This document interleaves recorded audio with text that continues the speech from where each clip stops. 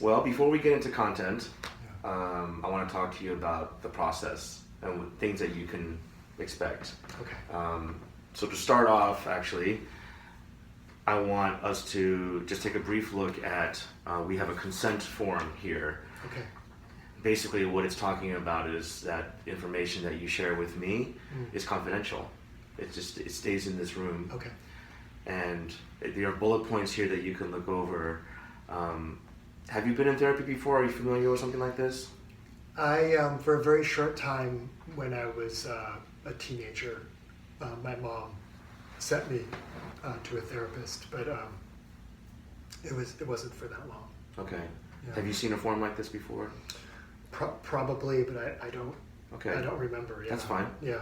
So it outlines confidentiality agreement. You can take a look over it after we meet today. Sure. You can even take it home if you want to, and bring it back and sign it. It's a consent form. Yeah. There are limitations to the confidentiality that I should also talk to you about. Okay. If I sense that from the content that you're sharing that you are a harm to yourself or to others, or even if someone is a harm to you, or if there's evidence of child abuse to some degree in your story, I would need to report that. Okay. That's agency regulation. But otherwise, everything else would be confidential. Okay. Do you have any questions about any of that? No, that sounds fair. Okay. Yeah. I also want to let you know that every session is 50 minutes long. So we'll have 50 minutes today. Okay. And at around 40 minutes or so, I'm going to shift gears and summarize what I'm hearing from what you have shared with me. And you'll also have a chance to give me some feedback on how everything went at the end of the session. Okay. Does that sound okay to you? Yeah, that's great. Okay. I also want to let you know that outside of the sessions, if you for any reason need to contact me, the best way to do that is to actually call the agency phone number, the main line, and leave a message with the receptionist or leave a message on the voicemail. Okay. And I will eventually get it in a timely manner. Yeah. And will do the best that I can to return your call in a timely manner as well. Does that sound okay to you? That's great, yeah. Great. Yeah. Well, how are you feeling about the layout here? And you okay the way we're seated? Feeling good, yeah. Feeling good? Yeah, ready to do this. Okay. Yeah. Well, then let's get into content. Chris, what brings you in today?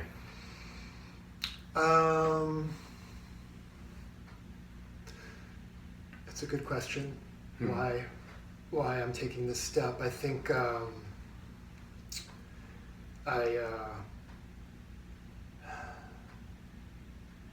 I think I need to make some changes in my life. Okay. And I think I'm ready to kind of face up to that. I think it's maybe been a long time coming, but more recently, some things have shaken me up. I'm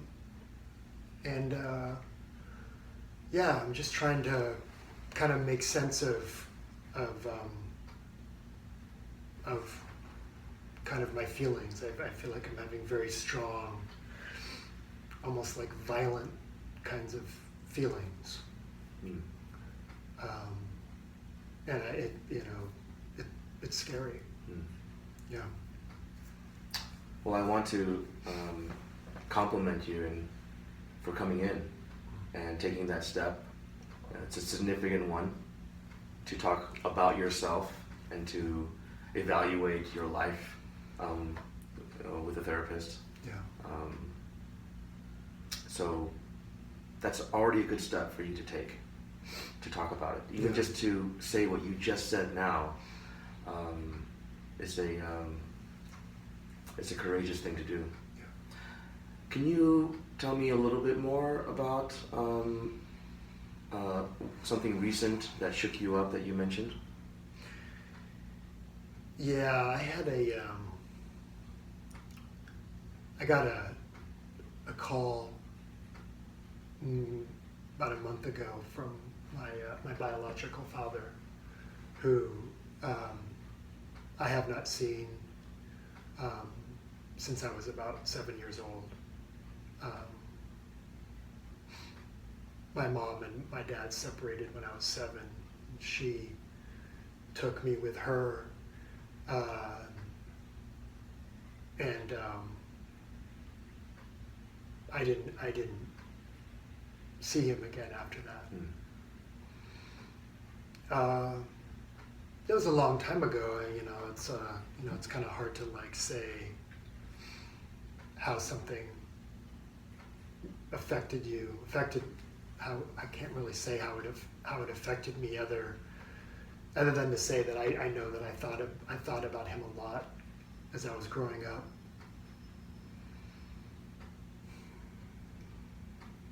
When did that happen again? When did the phone call come? The phone call came from my father about a month ago. A month ago. He tracked me down. He found my mom, called her, and he told her that he was dying and that he needed, for closure for him, he needed to talk to me. And she called me and she said, this is the situation, and if you want to talk to him, here's the phone number. And she left it up to me. And so, yeah, it was hard. It was a hard thing. He was calling me because he was dying, and it was closure for him to speak to me again. I think he felt, well, the way he put it to me was that he felt like if he had stayed in my life, had been part of my life, that he would have been a bad influence on me, that he would have harmed me. And I've known that to some extent all along, because I know that my mom left him because he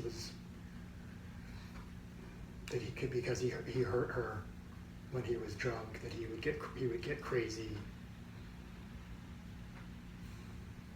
I have a vague memory of being scared of that and knowing that. And Chris, are there others in your family, siblings? I have half siblings, but they're they're younger than me from my mother's second marriage. Okay.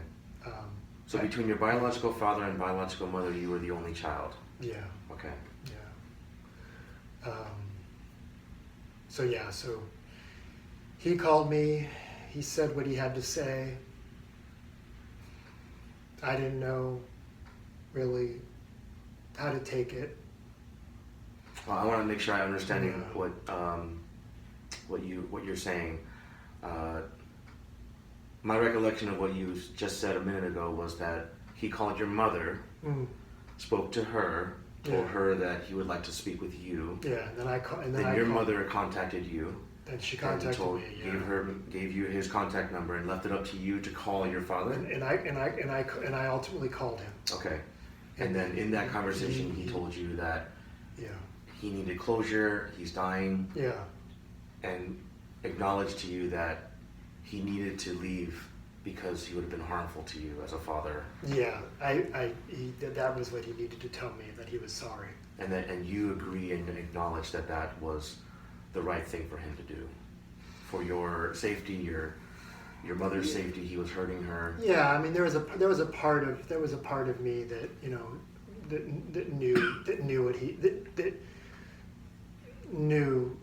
already knew what he was saying. I mean, I had I had my mom's side of the story, but I knew that was at least part of the story. That she didn't feel safe around him anymore. That she had given him chances, and he couldn't, stop himself from drinking.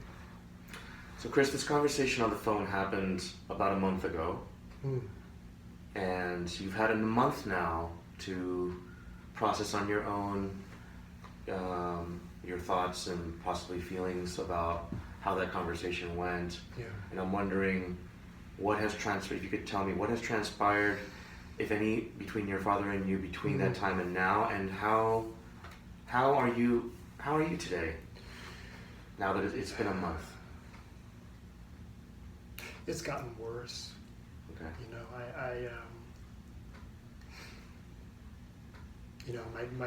My dad didn't have much time when he called me, and basically it's like he had left it up to the last minute, in a sense, like in terms of even being able to make a phone call. So I went down to Riverside, to the hospital where he was.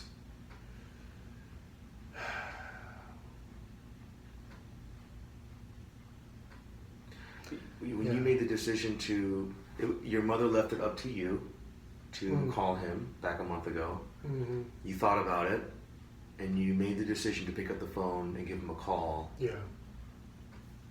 What was that process like? How did you come to that decision? I mean, it's like, at first I was like, no. Mm-hmm. And understandably. yeah, and then but then you think like, well, if my answer is no, then it's like he never called me. But there is that chance that I was always going to look back and wish that I had seen him when I could. And so it felt like, I didn't want to leave the unknown. I mean, I had the unknown. The unknown was, I don't know him, he doesn't know me. We had a conversation on the phone, and then that was that. But it was something that I knew that he was calling me because he needed something more than that, and he's my father, like. And you're processing. This is an opportunity to actually to speak with him and to even visit him and to see him. Yeah. You made the decision to go see him at the hospital. I did, and I have very strong feelings about that. I think,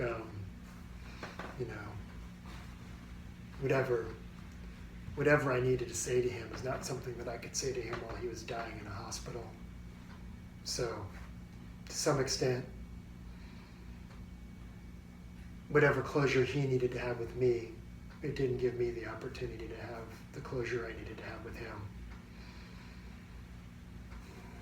So I think maybe there's some anger there. You didn't have a chance to say what you wanted to say to him, although you gave him the chance to say what he wanted to say to you. Yeah, I think that's part of it, and I think that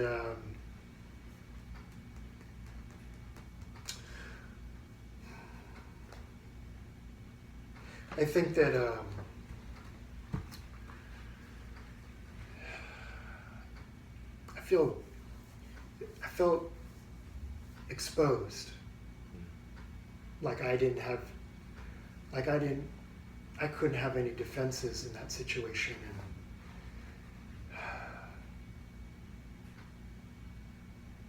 I don't know how I was supposed to take. I don't know what,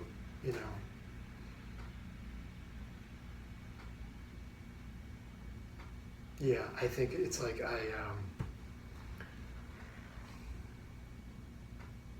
it hit me harder than I thought it would. Mm-hmm. It sounds to me like it was a highly emotional and complex situation. Yeah, that's what I would call it, highly emotional and complex. I would say, yeah, about as far, I don't think I could have stronger feelings about something.